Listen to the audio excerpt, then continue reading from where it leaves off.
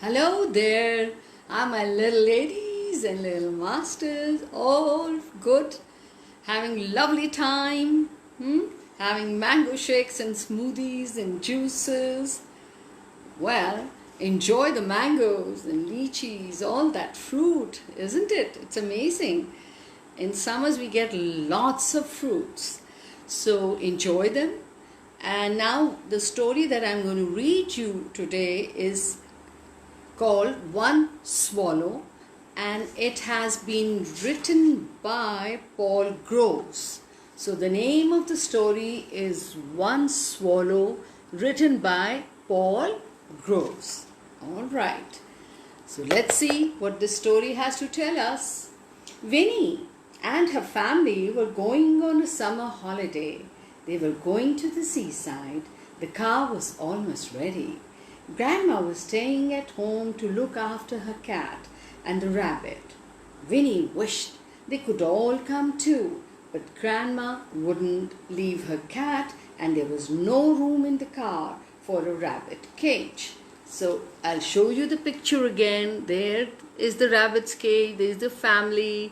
So they're all leaving, and that's Winnie in the pink dress, right? Okay. At last it was time to go. Winnie sat in the window of her room.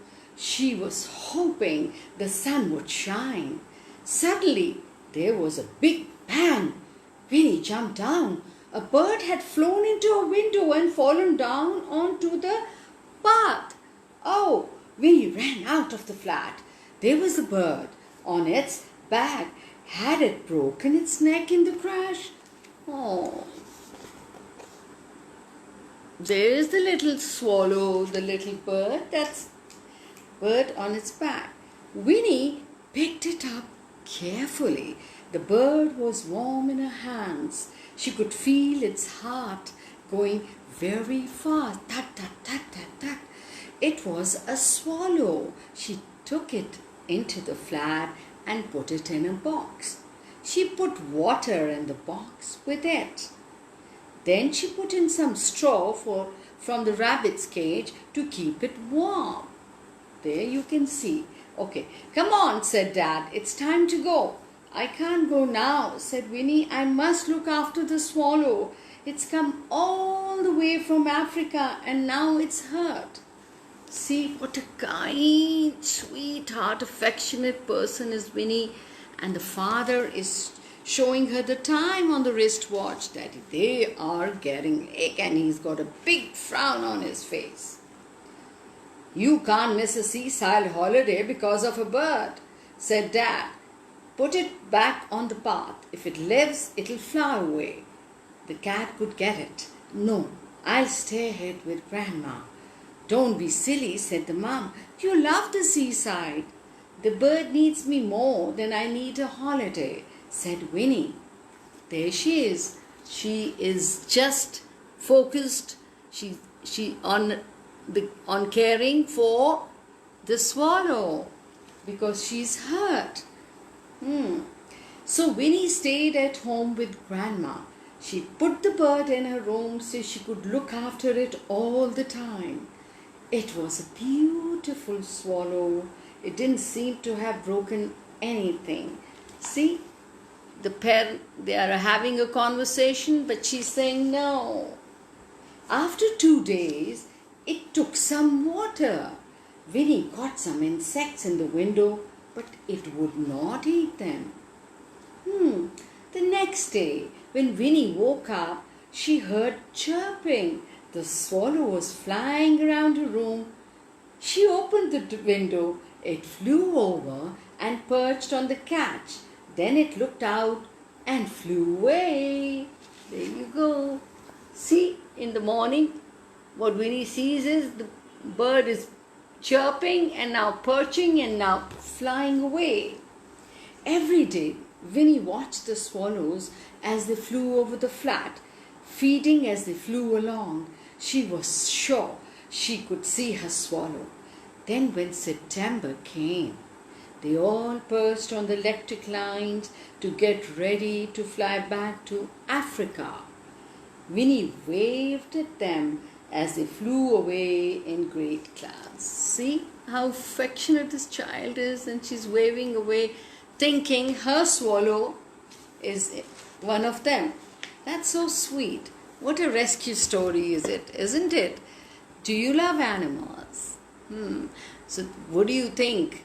What did you learn from this story? We learned that we should be kind to these little animals and birds, and sometimes we have to sacrifice our wishes and our desires for the well-being of others.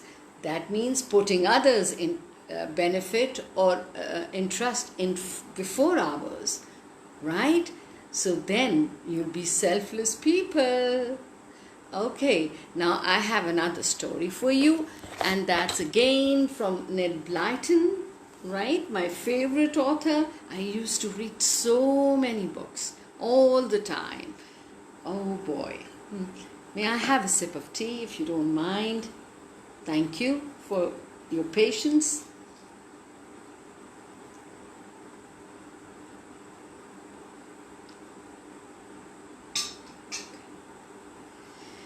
Now, the name of the story is Nippy the Pixie. You know what pixies are? Small little fellows like dwarfs or goblins. And his name was Nippy. Okay. Nippy the Pixie was a tiresome fellow. He had long, strong fingers, and he loved to nip and pinch people with them. He had long toes, and he liked to kick slyly under the table. He liked to poke people too, and to tread on their toes. He was not a very pleasant chap. So here you see, that's the pixie. And what's his name? Nippy. You're absolutely right. He was not a very pleasant chap, like I told you, because he would like to probe and poke people or tread on them. One day, he was very pleased. He had an invitation to a party. It was to be a seaside party, and Nippy thought that would be most exciting. Scaly the merman had asked him to the party. Nippy, so what's a merman? Yes, the male version of mermaid, those who live under the sea. Yes. Scaly the merman had asked him to the party, so Nippy felt sure he would have a fine time. He dressed himself in his best, got on his bicycle and rode off. It was not very far to the sea. He would be at the party just in time. Scaly was there to greet him. He shook hands politely and asked Nippy into his rock pool. There they are, there he's reached, and now Scaly is welcoming him, greeting him, holding his hand to help him step into the pool. He asked Nippy, what did he ask? Let's see. Into his rock pool, which was most beautifully decorated with seaweed and anemones. Nippy dipped his hands into the water, rubbed them over his face, and muttered a few magic words. Abracadabra, cadabra, abra. He could now go under the water without being wet. He could breathe there too. It was a marvelous spell. Nippy followed Scaly into the pool. The seaweed fluttered around. The shells made a pretty floor, laid in a neat pattern over the sand. There was a table made of rock and on with all sorts of exciting things to eat. There I'll show you what's happening inside the pool, under the rock pool. See, the table has been made out of the rock, and there are goodies there and drinks there, and pixies settling down. And can you see the fish and the seaweeds and the rocks? Nice. Nippy, okay, where are the other guests? Asked Nippy, looking around. They will be here in a minute, said Scaly, and sure enough, they all swam up or crawled up as he finished speaking. So I can see the shrimp, the shellfish, the crab, and another shellfish, lobster. I'll show you the picture again. And Scaly is sitting on a rock with an ice cone. Wow, I must show you the picture. Take a good look.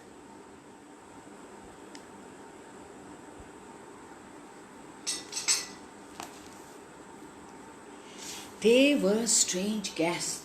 There was a large yellow crab, and there were 3 small green crabs. There was a great lobster, a rather alarming fellow.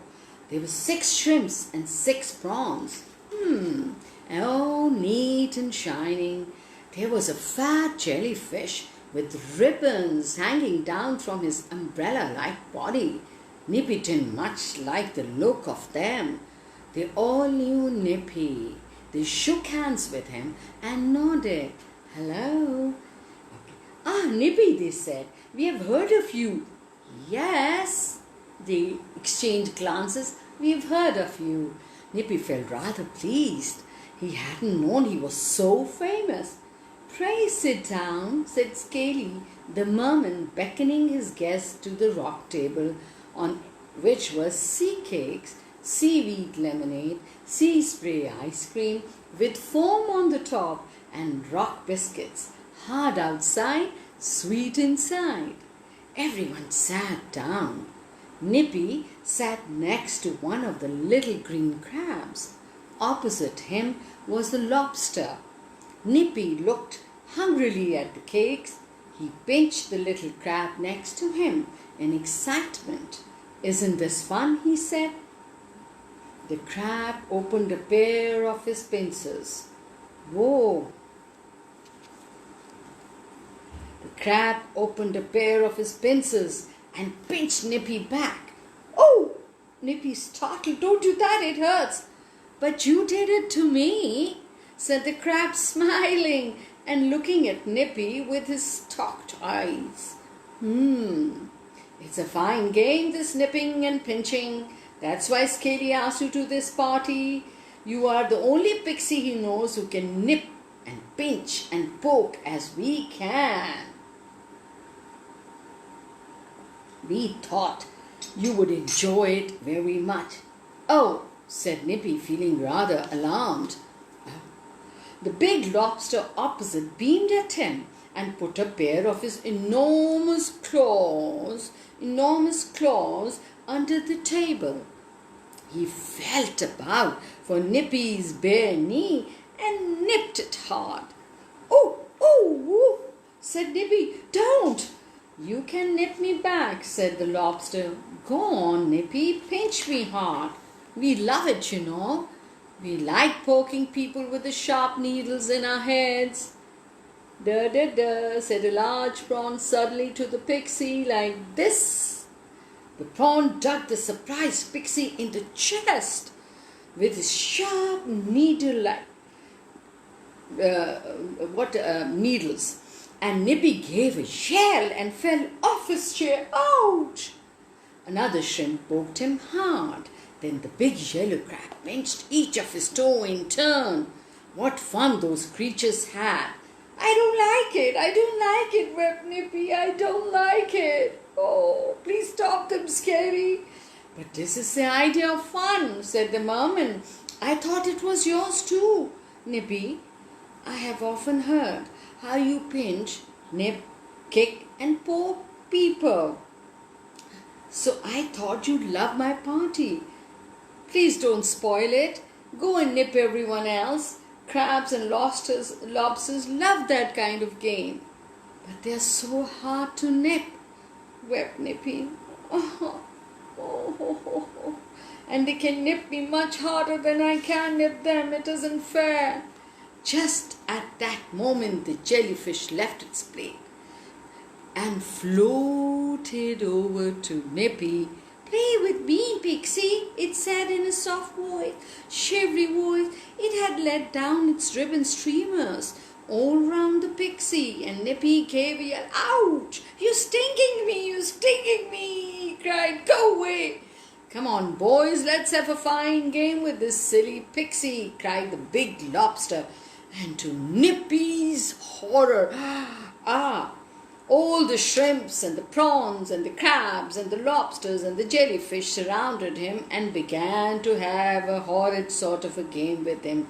They pinched him, they probed him, they poked him, stung him, till Nippy rushed out of the pool, jumped on his bicycle and rode back home crying bitterly.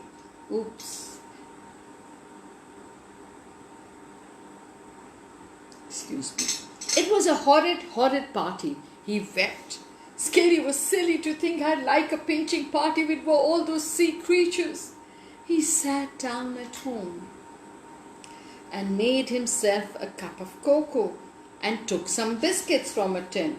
Comfort food, for he had had no tea at all. He thought hard as he nibbled and drank.